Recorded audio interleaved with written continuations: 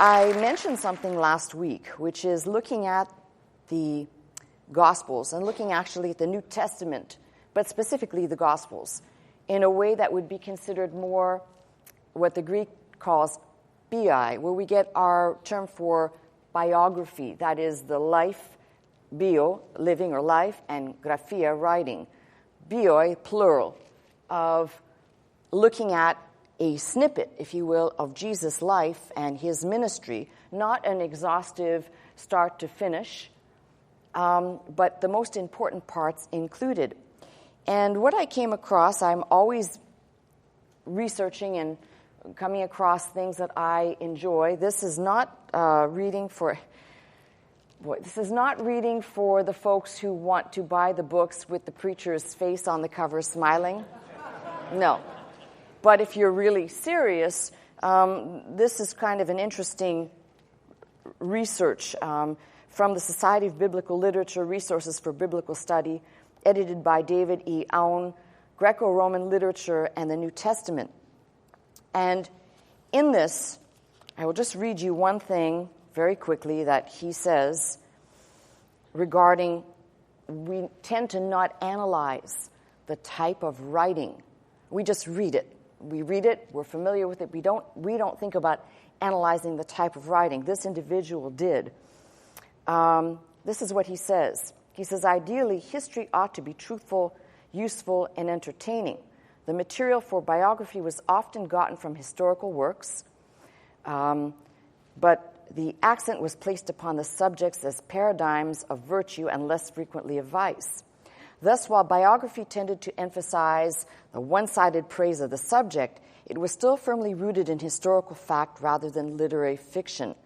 Thus, while the evangelists clearly had an important theological agenda, the very fact that they chose to adapt a Greco-Roman biographical convention to tell the story of Jesus indicates that they were centrally concerned to communicate what they thought really happened. Now, this gentleman actually analyzes brilliantly, if you're interested in when this was published, just food for thought, 1988. There's a whole analysis of the style of writing, composition. So if we were actually going to investigate, like archaeologists do when they are going to dig, they're investigating a certain period or looking for a certain culture, we should also not come into the church and just say, oh, well, it is what it is. Understanding the style of writing becomes very important. Now, that I just thought I'd mention that because I touched on it last week, and one has to come to the conclusion on your own, when you examine the evidence, that these individuals that are part of the Gospels, and of course I will include Paul in the New Testament frame, were interested in telling some fact about what they perceived, they saw, were witnesses to, or experienced. Most historians would say that this type of writing would not qualify as history, because unless you were an eyewitness to the events, you cannot be telling something, and of course, you end up in the camp of people that say miracles cannot be considered as historical facts because, a la David Hume, miracles cannot occur, and anyone who says that they do is lying because miracles don't happen because they can happen. That circular argument that C.S. Lewis talked about, that my late husband often drew a circle and told you about. So I'm not going to try today and analyze the writing, but I am going to just make a few comments here. All of the writing that we read in the New Testament, early Christians claimed Jesus was raised from the dead. They claimed that there, at least in some parts, as you read, that there was an empty tomb, that he physically appeared. As Luke uses something in his writing, he says flesh and bones regarding Jesus.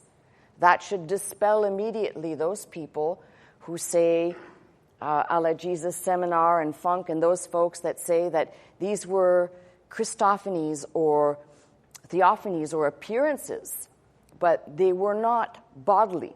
Luke, who is called a physician, I think he would know what flesh and bones looks like.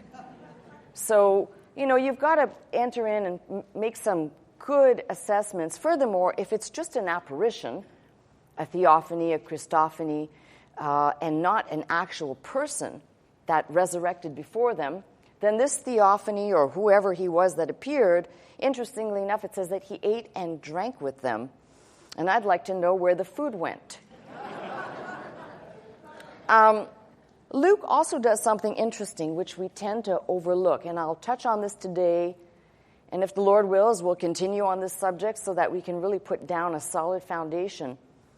But Luke mentions two situations that are often confused with and lumped into the rest of the appearances. And that is the appearance of Christ that Stephen sees and then later that Paul sees. And we're talking about post-ascension. These are critical for understanding. They should not be homogenized with a mere appearance of the resurrected Christ that Luke catalogs 40 days he appeared on and off to the disciples. But post-ascension, after they stood and they watched him ascend up, if it actually happened, and the remark to those, "Why stand ye gazing up?" Essentially, what are you looking at? This is part of the whole thing that's supposed to happen. What's the big deal here? But these appearances I just mentioned, Stephen and Paul, are post-ascension, which makes them extremely important and quite unique. One of the most common words for resurrection in the Greek, or from the Greek, is the word anastasis. And if you hang around here a little while, I don't say that you must know Greek, but you'll be exposed to some Greek. This word, if you are looking in the Strong's Concordance, which is the tool used for the King James, all the words listed in the King James, if you're using an NIV, don't try and use the Strong's. It doesn't work with anything else except for the King James. It is number 386. And let's write this out phonetically for you. Anastasis, which is actually a compound from two words in the Greek, ana, which is usually up, and stasis, which is to be raised up again from the dead, resurrection, raised to life. And actually, this stasis is from another Greek word, stemi. I'll just write it in English. It looks something like that, stemi, which is to stand. So when we talk about resurrection, it's important to understand what exactly was meant. And we are not to assume, by the way, that it was not understood by the Jewish community. There was no New Testament at the time that Jesus rose from the dead, all right? But what would have been understood in the Jewish community would have been things alluded to, or in some cases perfectly clear, such as texts out of Daniel and Ezekiel. And if we were looking at the intertestamental period, the writings that occurred, definitely that are contained usually in the Septuagint, we find those writings. We definitely can find clear understanding of resurrection, which is not simply life, death, and raising up, but life after life, which can only come by death, which is why several times we read, except something dies, then it can be raised up. Now, Jesus' resurrection, we talk about his bodily resurrection, and the uniqueness of his resurrection versus the resurrection that will happen to people who are in an atom body. And this is also another important distinction. Jesus' body saw no corruption. By the way, in fulfillment of the scripture, which I mentioned last week. I don't know about you, but it would be very hard to manipulate so many people into so many thought processes that they thought they saw, or they speculated, or they were encouraged to do or behave a certain way. Like, you remember that there used to be an illusionist. He used to do that with mass groups of people, where he could get people to do, a mass group of people could do something. You remember it was popular in the 70s and the 80s. And maybe Jesus had those powers. But what's ridiculous to assume is that he had the power to manipulate what had been penned hundreds of years before he came to be on this earth? How could he manipulate, for example, the place of his birth? You know, if you're going to say, oh yeah, well, he after the fact, he fulfilled these prophecies. Well, how do you manipulate where you're born when you don't even have access to knowing where you're going to be born? How do you manipulate that? There are certain things that we have to conclude these people writing these events down had to possess a certain amount of knowledge that maybe people would read this and say, what? That's not possible. But yet, he is indeed fulfilling the scriptures. So, when we talk about being raised from the dead, the uniqueness of Christ is that as he appeared with a body. He did not appear as some ghost-like image. In fact, Luke goes to great trouble. There are some wonderful details in Luke's writing, goes to great trouble to talk about how the grave clothes were still in the grave. And when we talk about, you know, how somebody would be wrapped up and prepared for death, those grave clothes should have been much like Lazarus. Lazarus, when he came out, he must have still been bound up. I don't think he just magically broke out of the clothes he was wrapped in for his burial. So when we talk about Christ being the first goer, the first fruit, remember his body saw no decay. Our bodies will decay. We know medically and factually bodies, indeed, once death occurs, decay of the skin, of whatever's left on you, that's what happens. So we have to be clear about the resurrection, the specific resurrection of Christ, not an appearance, body, eating, drinking. Grave clothes are in the grave. He's not still wearing them, walking around like a mummy. And in our case, when we look to resurrection, Paul explains in great detail what it should mean for us, as there is a body that is given to us on earth. There's also a celestial body. And we talk about the dead in Christ being raised up. Just know that there are certain elements to that people tend to caricature, which if time permitted I would elaborate on, but I'm just trying to touch the surface of all these to get to where I want to go. So the first word I looked at, anastasis. The second word from the Greek is, and I'll go to the root, it's probably easier to write the root of it, gero, is to awake or to raise, to be raised. Resurgence.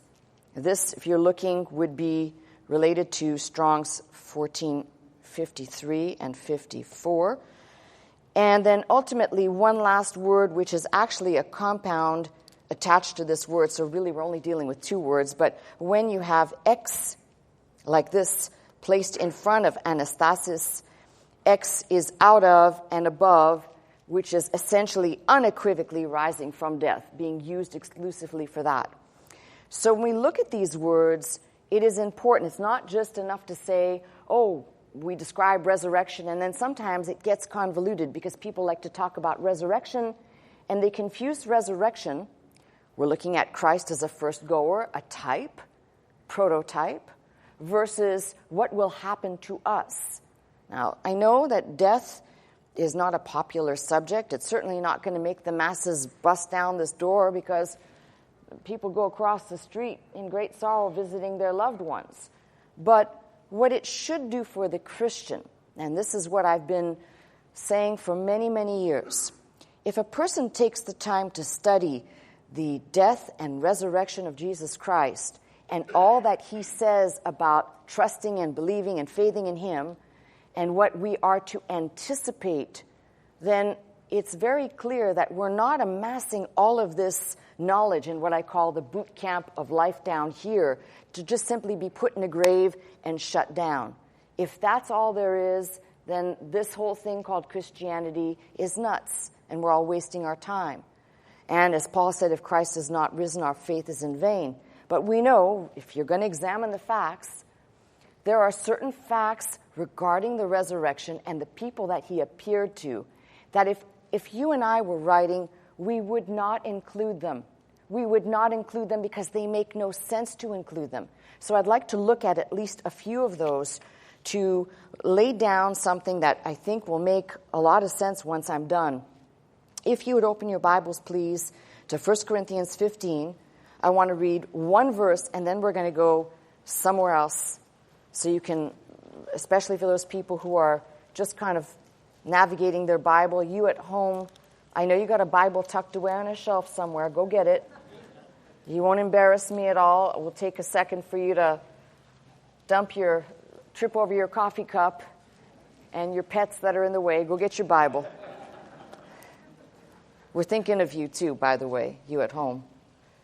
All right, 1 Corinthians 15 is probably the greatest witness, if you will. Paul, which we'll talk about shortly, is writing to the Corinthians, and he says, "Moreover, brethren, I declare unto you the gospel which I preached unto you, which also ye have received, and wherein ye stand." And he goes on to chronicle and talk about this. He says, "I delivered unto you first of all that which I also received, how that Christ died for our sins, according to the Scriptures," there's the death, "that he was buried."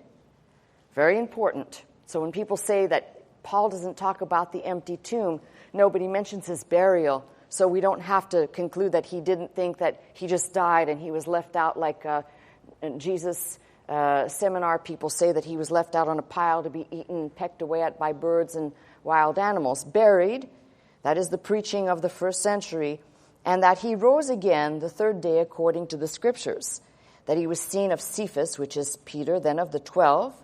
After that he was seen of above 500 brethren at once, of whom the greater part remain unto this present, but some are fallen asleep, some are already dead. Here's the key thing I want to talk about. After that, he was seen of James, then of all the apostles. This is what is perplexing. If you're going to write a story, and if you were going to use people to say who he appeared to, probably the last person you would use is James. And I don't mean that because I have some issue with James in his writing. I've already said my piece about that. Martin Luther called James' epistle a strawy little epistle with very little gospel in it. But let me tell you some oddities about why would you mention James, who would not be a good witness, who is not a good person. If you're going to talk about people who saw the risen Lord, mentioning James is really kind of not good. And I'll tell you why. If you turn to Mark's gospel, and if you don't want to turn, I'll just read to you. But in the 3rd chapter of Mark's gospel, we have the scribes basically accusing Jesus of casting out devils by the power of Beelzebub. And Jesus replies to them. And then in that next scene, which is in verse 31, so Mark 3 and 31, it says, There came then his brethren and his mother standing without, sent unto him, calling him.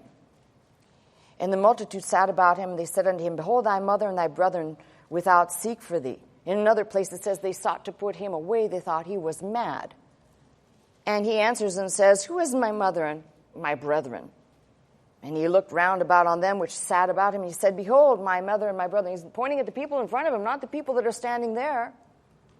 For whosoever shall do the will of God, the same as my brother, my sister, and mother. So it's really important to see that we know unequivocally James was not a follower of Christ during his earthly ministry. And in fact, a careful reading of John 7, something that I read over many times, and I confess to you I had not seen this reading because we're so familiar. In John 7, there's something that happens with the brothers of Jesus. You know, we tend to read brethren, we automatically jump to this must be those people around Jesus, and we don't think brethren as in brothers. But in John 7, after these things, Jesus walked in Galilee, for he would not walk in Jewry, because the Jews sought to kill him. Now the Jews' feast of tabernacles was at hand. His brethren, his brothers, not his brethren, the rest of the people, because they're going to say, his brethren therefore said unto him, Depart hence, go into Judea, that thy disciples also may see the works that thou doest. For there is no man that doeth anything in secret, and he himself seeketh to be known openly. If thou do these things, show thyself to the world. For neither did his brethren believe in him. And we're talking about this is his family. Be careful when we read. A lot of times brethren is a homogenized group of people. They're saying, essentially in a very taunting way, go and show your disciples, your followers, whatever you're doing, in a way that is very suggestive. Now, if it's not enough, we know that Mary, the mother of Jesus, who was given the announcement that she would have this child and all of the things that we read, born of a virgin, all this staggering stuff. We know that she was present during his first miracle at the marriage in Cana, where the water is turned to wine. It's at her behest, essentially, and I can just imagine the scene there. We have the King James English, which is very proper. I don't know what he said to his mother, okay? But I'm sure it wasn't honor thy mother with his response. It seemed very harsh. What have I to do with thee, woman? Why are you wanting me to do this thing at this time? But she's there. She's there intermittently, but by and large, except for her presence, all we read about is that his brothers, and I'm now specifically going after James, was not with him. So very clear is that at the close of John's gospel, when it is the women, including Mary, the mother of Jesus, standing at the distance while Christ is being crucified, and Jesus essentially commits to John the care of his mother. Behold thy mother. Essentially, go take care of her. Now, if the brothers were present, he would have said, James, you go take care of mom, right? But he says, John, you go take care of, behold, that's now your responsibility. So we know that the brothers were not around. Now, if you're going to write a story and chronicle an eyewitness to whom Jesus appeared, the resurrected Christ, that's a screaming oddity. Why James? Now, this is what's crazy. You read in Acts. These are all passages we're so familiar with, so just indulge me. Read in Acts, in the first chapter of Acts. And I've said oftentimes if we didn't have the book of Acts, we'd be lost because Acts is a bridge between the Gospels and the epistles. How do you get to understand what's in the epistles if you don't have the bridge explaining the events that took us there? So here in Acts 1, and let me read here, beginning at I'm looking at verse 14, but verse 13.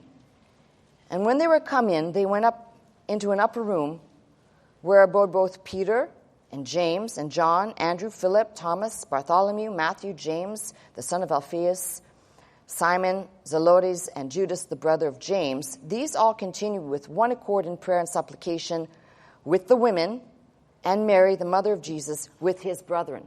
All of a sudden, after, post-resurrection, the brothers are in the upper room. Something would have to change your mindset from wanting to put your brother away, thinking he's a madman, or taunting him, to being in that upper room all of a sudden and waiting there as they were told to do for the endowment of the power from on high. I think that is really stunning.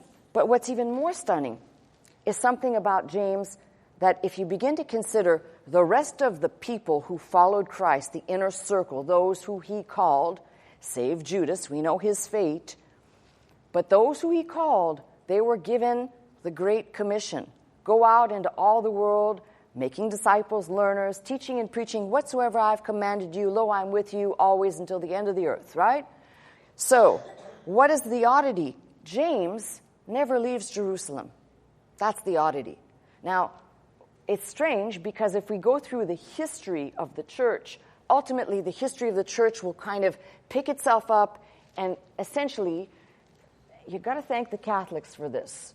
They actually start a very good chronicle. They start with Peter being the first pope, first bishop and or pope of the church, but they have a very excellent chronicle of the church in Rome versus the church at Jerusalem, which we know absolutely and unequivocally that at 70 AD is a turning point. The church is the synagogue, the temple, the epicenter of worship in Jerusalem is destroyed. So all of these events that I'm talking about must happen before then, including James, his fate. Now, there are several different historical records, depending on who you read. Most people like to read Josephus and think that Josephus is a very good source, considering all of the history, the antiquities of the Jews, all the things that he wrote. And yes, much of his history is very good. The only problem that I have in using that as a historical source is it appears to me, as I've studied Josephus' writing, that there are many parts that seem to be, we'll call them glosses, where at a later time somebody who had a Christian agenda may have gone in and made a few adjustments or tweaks, if you know what I mean. But Josephus talks about the fate of James. Clement of Alexandria, Eusebius, there are other historians that chronicle. Here's what's interesting. He never leaves Jerusalem, unlike the rest of the disciples. And he suffers a fate. If you kind of homogenize all the records, he is essentially thrown off the pinnacle of the temple, and then he's beaten to death with, they said it's one blow to the head, but a club. Some records say that he was stoned. But in any event, that was the fate that he met. So two things come to mind. One, that the chronicle, we know of Paul writing in his writing in 1 Corinthians 15, saying, and then he appeared to James. See, Paul has no dog in the fight. There's no reason. All the other disciples have a reason to fabricate and make up a story here, but Paul doesn't have any reason to record this other than he saw, he heard, he knew. And why do we know that he saw, he heard, he knew? Because in Acts 15, this great meeting occurs, and I say great meeting, I'm kind of saying it in a very interesting way, between James, Peter, and we have Paul even chronicled in there, and there is this dynamic. We see that James would like to adhere to the Judaic laws. He's really going to stay put on that. This is why we know, just from that incident in Acts 15, that James did not, in his lifetime, follow Jesus during his earthly ministry. Why? Because Jesus said many things regarding the law. He said, think not I'm come to destroy the law, I'm come to fulfill it. Anybody that had access to Christ and to Christ's teaching would not have remained in that groove, what I'd call the deep groove that the culture prior to what we call the New Testament knew of Judaism.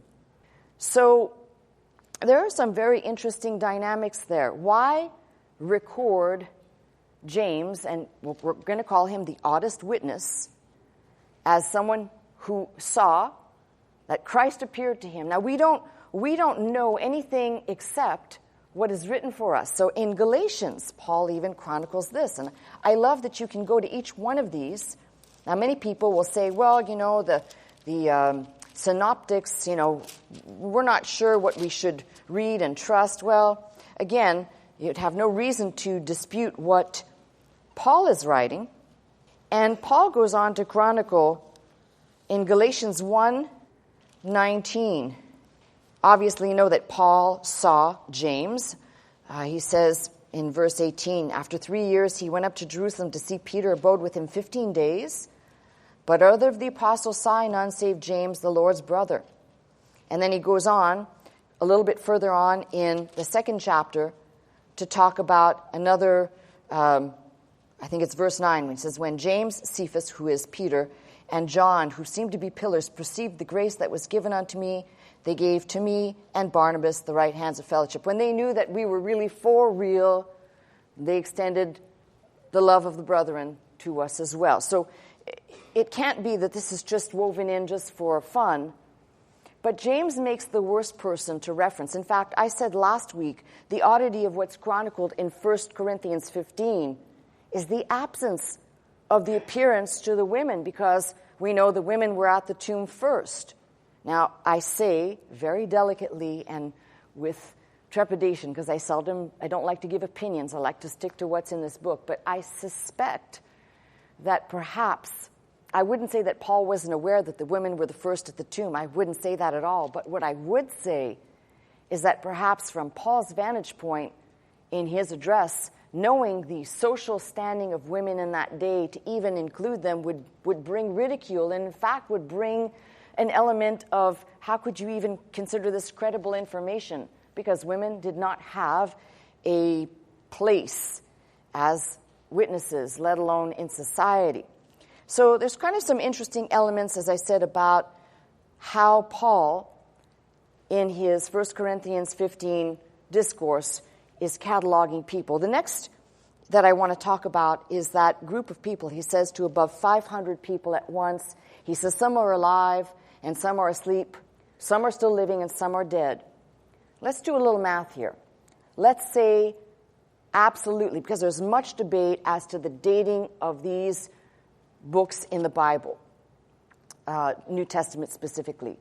But let's say one thing unequivocally. The only writing that is dated after 70 AD, we know absolutely would be John. Why? Because John is the only one that did not die a martyr's death. We have his chronicle picked up by the church fathers, Polycarp specifically, who was an eyewitness to John, who was an eyewitness to Christ.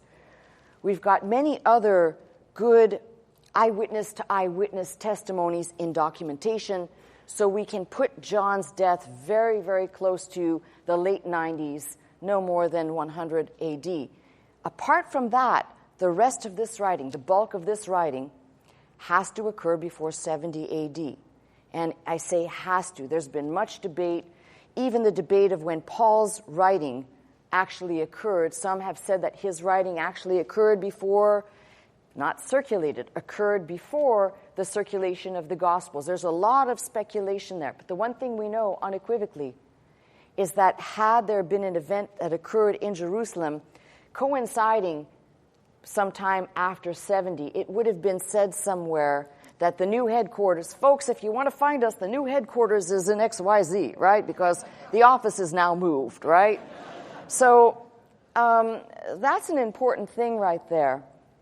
To those 500, and that's what I'm reaching for. Even if you date 1 Corinthians 15 to, or the 1 Corinthians letter to, and there are many different scholars' views on this, but even if you put it at the earliest date or even swing it to the latest pendulum, some put it in the 50s, I don't think so. But if it was done in the late 50s, even in the early 60s, here's the issue that I have. Let's just take this whole group of people right here, and I were to see you, saying, I don't see you again for 10 years or 5, let's say 10 years, let's call it a good solid 10 years. And I ask you what happened today, 10 years from now. Well, you might say you were in the church, and then there'll be varying accounts of what happened. But if I said, the people that are here today, most of them are still alive, so you can go ask them for yourselves what actually happened on this day, would you really run the risk of saying most of these are still alive? Because that would open up the door that if this is just a mere fabrication, you open yourself up to the real possibility of somebody coming forward and saying, didn't happen like that, absolutely didn't happen, Jesus didn't appear to us. In fact, we were waiting for him and he never showed up. You open yourself up to that possibility. But if the event actually happened, this is what looking at the internal evidence that really suggests these people are chronicling the truth as they perceive it happen, as they see, we're going to call it history for this conversation. Jesus resurrected and appearing to them. I wouldn't run the risk. I might run the risk of pulling one of you aside and saying, okay, now look, let's just keep it between ourselves. Let's make up the story. It's just you and me now. Okay, it's just we three, husband and wife. I can't separate you. Just us together. But trying to ask the whole room to participate, it's not going to fly. 500 people that I could actually go and ask, did you really see Jesus? That's a risk. So there's that element which I always like to throw in. But then there's something else. In Matthew's Gospel, after Jesus appeared, in Matthew's Gospel, I believe it's the 28th chapter. Let's see if I'm right. Sometimes the brain works good and sometimes it doesn't. All right, so 28. Let's see if we got this down pat here. Yep, 28, beginning at verse 16. Then 11 disciples went away into Galilee, into a mountain where Jesus had appointed them. And when they saw him, they worshipped him. Here's the oddity, but some doubted. Now, if you're writing a story and you're inventing your hero to be a resurrected guy, which I'll get to in a minute, you probably wouldn't add this, but some doubted. You'd say unequivocally, we were all positive, we got our story straight, we're all certain, but some doubted. And let's talk about the some that doubted. We don't know who is being referred to here, but we know certainly that Thomas, who wasn't present all the time, because the first time Jesus appeared, there's no mention of Thomas, but the second time and the third time, and Thomas says, well, I won't believe it until I can put my finger into the nail-pierced part, which is kind of gross, by the way. But think about that. He would not believe until, and Christ basically subjected himself to the test. Go ahead. And then the great declaration, my Lord, my God. It really is him. Now, I ask you this because it's the skeptics who propagate this question. If for 3.5 years, Jesus went around foretelling of his death, and not just his death, but his resurrection, don't you think it'd have to be a little bit hard of hearing to not have heard him say, going to be torn down? Some thought he was talking of the temple, and then raised up on the third day. That when he actually appeared, Thomas says, I won't believe it. I'm like looking at him, but I won't believe it until I can actually touch you. That doesn't appear to me to be a ghost, a Christophany, a theophany, or any type of theophany, all right? It appears to me as honest reporters chronicling that even though the proof was standing right in front of them, doubt still existed. This is what I love. This is why I said if we were fabricating, we'd never include such a thing. And there were probably many others, including the fact that when we see Mary at the tomb in her confusion, she's even doubting. She thinks the body's been taken. I know not where they've laid my Lord. She's speaking to Jesus and thinking he's a gardener. So you can kind of put all these pieces together and say, if you're recording this, you certainly wouldn't add these dimensions to those people who you're supposedly using as testimony to validate your claim, all right? Next, we have something that I want to touch on, which is there have been theories, and these theories just didn't start 30 or 40 years ago with my late husband. These are theories that go way back of how Jesus wasn't really dead, but in the coolness of the tomb, he resuscitated. And the fact that they brought aloe and myrrh, and man, there's a husband and wife team that came up with a really great theory, which is the aloe and myrrh actually helped bring Jesus back to life. It wasn't used for his burial, that there was enough stuff that was applied and ingested that he came alive again, right? But he wasn't really dead. So I want to just paint a picture, and excuse me, it's slightly blasphemous, but I want you to kind of get the feel for this. Because if you and I endured what Christ went through, which is he was beaten, I mean, it's a bloody image. Some of us have watched The Passion of the Christ. It's probably very graphic, and maybe even it was more than that. In fact, there are historians that record how, as I said last week, when people were beaten and whipped before they were crucified, some would have veins actually protruding and sticking out, or their innards would come out because of the depth of what was taken away, the flesh that was carved away that left this disgusting sight. But I want to just paint a picture. We know what Jesus endured, at least what we read, and then he was crucified, and we know basically people who would like to accept the medical understanding that he was not crucified through the hand, as some suggest. The body would never support the weight. If Jesus even weighed 180 or 200 pounds, or if you took an 80-pound individual, that hand would rip open. We know factually that the nail went through the wrist and through the feet. So I want to paint this picture. He's been whipped, he's been beaten, he's got nail holes in the wrists and in the feet, a bloody scene. He's been put in the tomb after being on the cross not very many hours. And if the theory that he didn't really die, I don't know who really survives a Roman crucifixion. In fact, they wanted to make sure that Jesus They said he was dead, so they stabbed him. They didn't break his legs, and then it says water and blood came out of his side. I want to paint the picture that if they put him in the tomb and that aloe and myrrh refreshed his soul because he wasn't really dead, then I want to paint a picture of, if you're familiar geographically with where either one of those tombs are, either one, doesn't matter, pick any one, and I want you to imagine that after 3 days, after the aloe and myrrh finally kicked in, here's Jesus. He didn't really die, but he makes his way with the nail holes and the blood and the flesh is kind of hanging off of him, and he makes his way, the trek through the city, to where his disciples are, which would probably have been at least a 2-day trip, tired, terribly worn out looking, bloody, dirty, knocks on the door and says, "Anybody home?" And Peter answers and opens the door and says, "Wow, Jesus, you look terrible." Yeah, well, you should have seen what I've been through, right? Now, I don't mean to be blasphemous, but when people say he didn't really die and he just resuscitated, even if he resuscitated and made his way to where the disciples were, what type of hero of the faith would these people be propagating if an emaciated, almost death warmed over, whatever that means, corpse, pierced, bloody, appears at your door and says, "I'm alive"? What do you do with that? But Jesus is not depicted at all like that. He's depicted as eating and drinking and being with them and appearing to them at many different times during the 40 days, as Luke chronicles.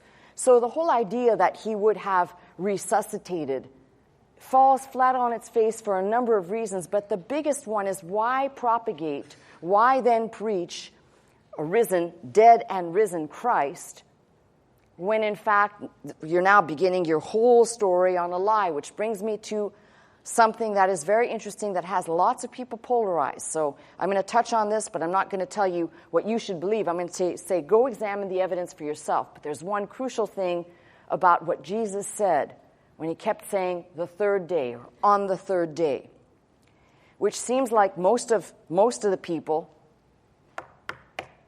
anybody home, are not reading that whether you want to interpret on the third day, after the third day, during the third day, because each one records in their own way and is using their own verbiage, we're not looking at a verbatim moment in time.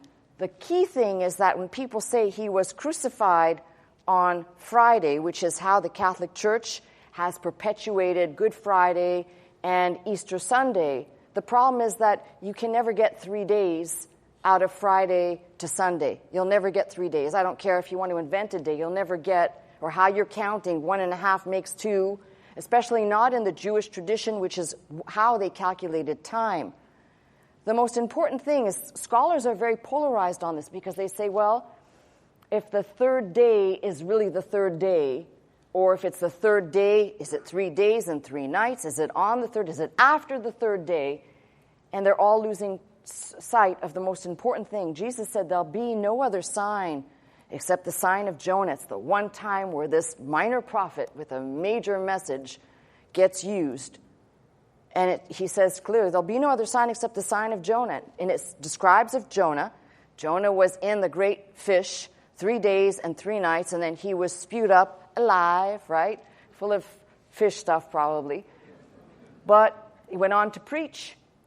Jesus said, there'll be no other sign but that. These are all very important things because the scholars will get caught up on the minutiae of what it means. Is it after the third day?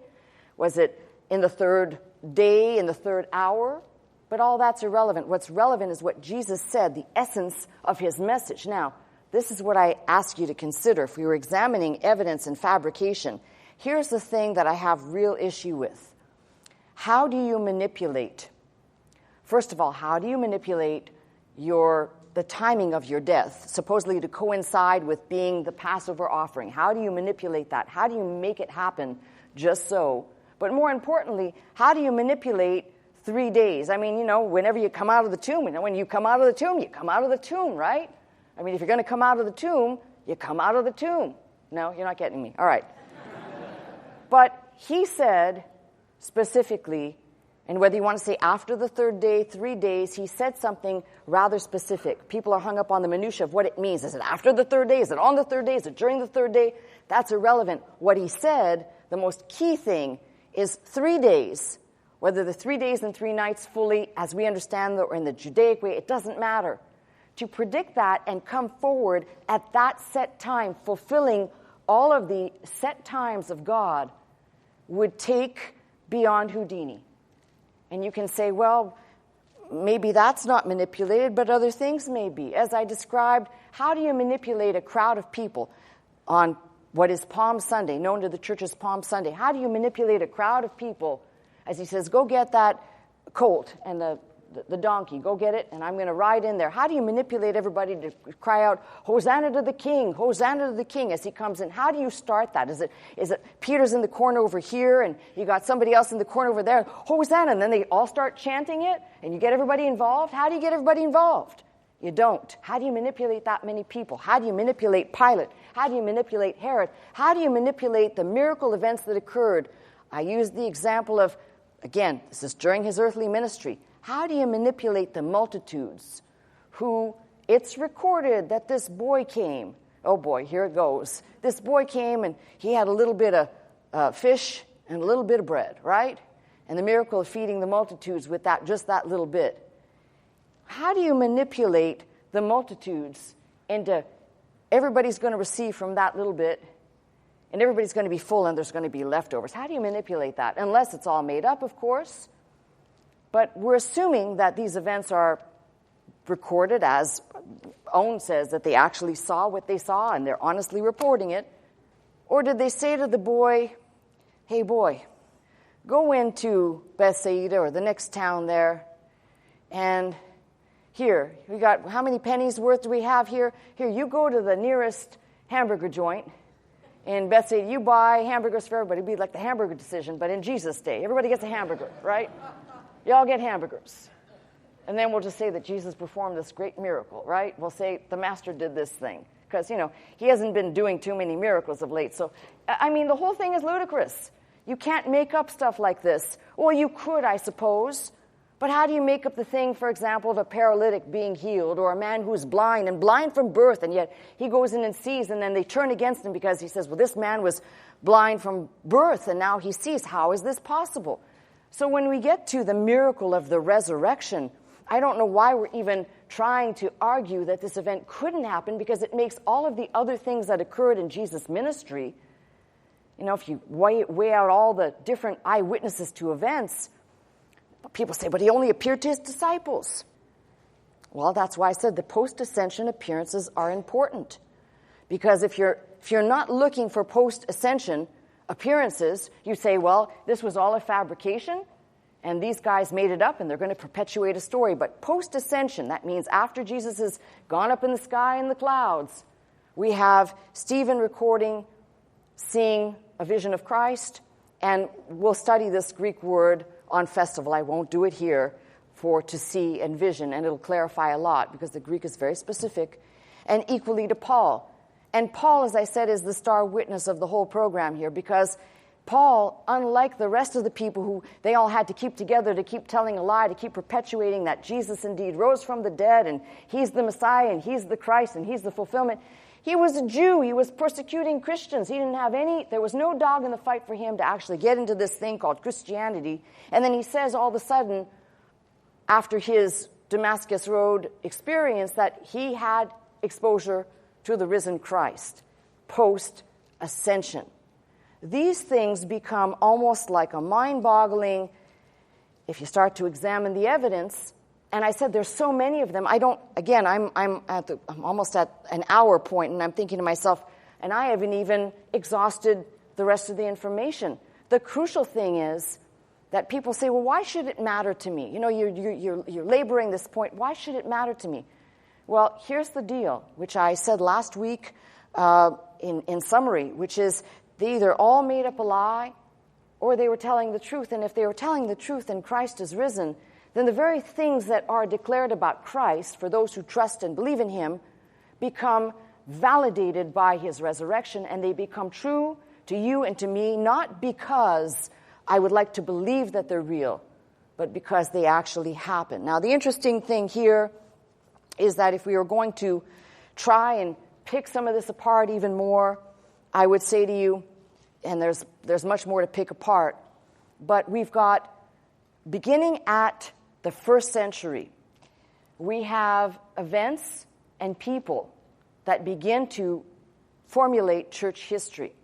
I'm going to leave you with this one because I think it's the most important in terms of when people say, but there's no trail to what happens after these people. Yes, there is. We've got a mention of somebody here, just sounds like a random name, in Timothy. Just kind of a random thing. 2 Timothy, 4th chapter. This is the close of the letter of 2 Timothy. Beginning at verse 19, salute Prisca and Aquila and the household of Onesiphorus. Erastus abode at Corinth, but Trophimus have I left at Miletum, sick. Do thy diligence to come before winter. Eubulus greeteth thee, and Pudens, and Linus, and Claudia, and all the brethren. And Linus, that name Linus, is slightly perplexing. Why? Because if you go to the record, I know you're going to think, wow, this is kind of freaky. A long time ago, when I first got this Bible, which is maybe not that long ago, I began writing in my Bible, it's a list of all the popes. From beginning, the Catholic Church starts with Peter. But the second bishop of Rome, and technically second pope, but they will call him bishop, is a man named Linus. He lived from 67, or he was pope or bishop from 67 to 76 A.D. It is the same Linus as the one recorded in 2 Timothy, and we can go back and start pulling apart that list of greetings to find out that in there's a whole host of interesting historical information that we could get into, but I want to stick to, we could talk about things that will take us to Britain and other attachments, but I'm looking at just the name to tell you that Linus, there's not too much said about him. And in their own historical records, I'm speaking of the Catholic Church, they actually list him as the same Linus mentioned in 2 Timothy. I'm not taking their reference as anything that has weight. I went to do my own research, and there is abundant proof to say this individual is, and this begins the line. Now, if this line begins to be perpetuated, the trust and care of the gospel message also begins to be perpetuated. And by the time you get to a man like, who is called in his writings First Clement, he provides an incredible amount of information, including in his writing the fate of Peter and Paul, amongst many other records, letters that are very, very similar in their field to 1 Corinthians and 2 Corinthians correctively. And you begin to ask yourself the question, how could this have stayed? How could this have gotten off and stayed and remained essentially intact for this long if it was all based on a fabrication? And something interesting comes out of that. You'll go back far enough in time, it may not be to Linus, but by the time you get to Clement I in Catholic records, by the time you get to Clement I, you've got historical documents that are extant and are not debated. Now that tells me something. If you're going to say, well, I'm still skeptical about this record here that we call the New Testament. Once you go back far enough and you can put your finger on something that the best authenticators, we're talking about the most expert people in expertizing, looking at paper, looking at ink, say this is authentic and this is real, recording this type of history and perpetuating this story of Jesus who died for our sins, was buried, rose up, ascended, and is coming back. At some point, you're facing some incredible information that forces you to reevaluate, if you still haven't made a decision on the verity of all this, could this have happened? And I'm going to come back to say, only looking at a historical method, not subjectively, not I know he lives because he lives within my heart, but when you begin to uncover the amount of, as I said, intrinsic evidence, some of it is shady. Why include doubt? Why include the brothers that didn't believe, and now suddenly the brothers who don't believe become the pillar at Jerusalem? Why all of a sudden all of these small pieces that seem irrelevant build up something that becomes the bedrock of, if somebody's looking, the bedrock of what I would say is the proof beyond a shadow of a doubt that these men were not lying, but they were telling the truth. And if it is indeed the truth, which it is, you and I have an incredible future awaiting us. We have an incredible present in that Christ lives, he is risen, he lives, he ever liveth to make intercession for us, but we have an incredible future ahead of us, which means for the Christian, a life filled of hope. Hope if we live now, even in misery and sorrow, and in the tumult of living day to day, and hope when we look at that last enemy called death, because death no longer has dominion over the Christian, and future time, because we will be with him, not as floating amorphous masses or cherubims that are wearing some part of a diaper somewhere, but actual bodies that have been given to us, glorified to be with the Lord forever. That's the Christian hope, and that's the reason to present this much information. Who knows? I didn't even get to the rest of my notes, but I've got so many other avenues to take. I challenge you, especially you who have not really looked at the evidence, to listen to some of the teaching, especially messages presented by my late husband, Dr. Gene Scott, on the resurrection. His points are brilliant. They are solid. And quite frankly, when I first listened, that was one of the first messages I was exposed to. And something clicked in my brain that although I professed that I knew who God was, up until that time, after I heard the message, I realized I don't know who God is. This is the God that I need to get to know, because it's the God that is from this book, not from my imagination, not from subjectivity, but from a factual examination of the evidence that does indeed demand a verdict that says he is risen. That is the hope we have as Christians. That's my message. I'm Pastor Melissa Scott, pastor of Faith Center, Glendale, California. I teach every Sunday morning at 11 a.m. If you'd like to attend services with us, simply call the 800 number, that is 800-338-3030, to join us. If you'd like to watch, listen, and learn 24 hours a day, simply log on to our website at www.pastormelissascott.com.